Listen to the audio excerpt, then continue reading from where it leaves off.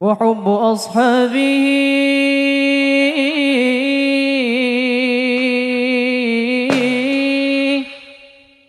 وحب أصحابه نور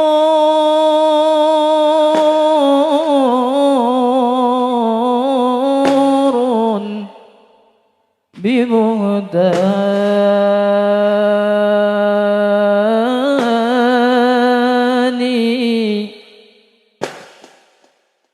من كان يعلم أن الله خالقه لا يرمين أبا بكر ببهتان، ولا أبا عفص الفاروق صاحبه، ولا الخليفة عثمان بن عفان،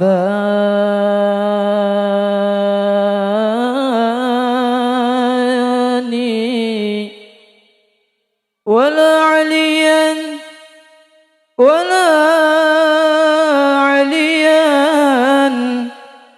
أبا الصبطين نعم فتاه أوصى به الله في سر وإعلان. فهم صحابة خير الخلق خصهم رب العباد، رب العباد بجنات ورضوان.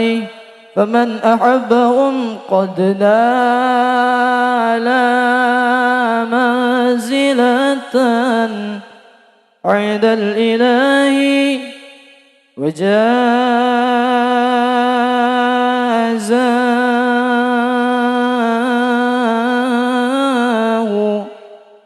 بإحسان.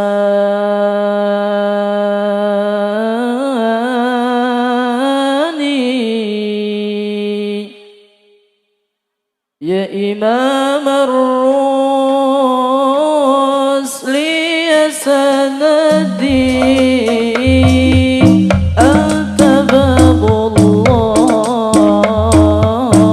في معتمدي. فبدنياي وآخرتي يا رسول الله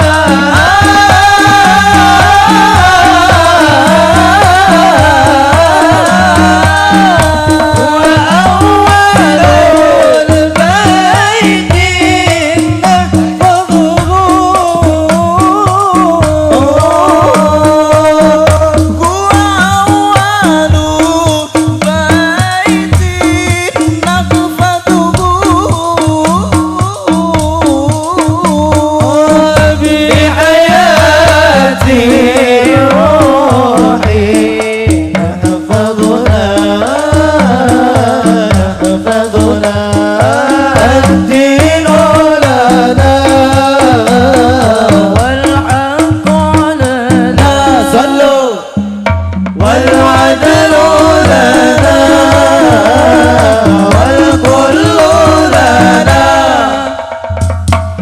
أضحى سلامنا لدينا وجميع الكون لنا وطانا. Ibu Araya siap sholawatan.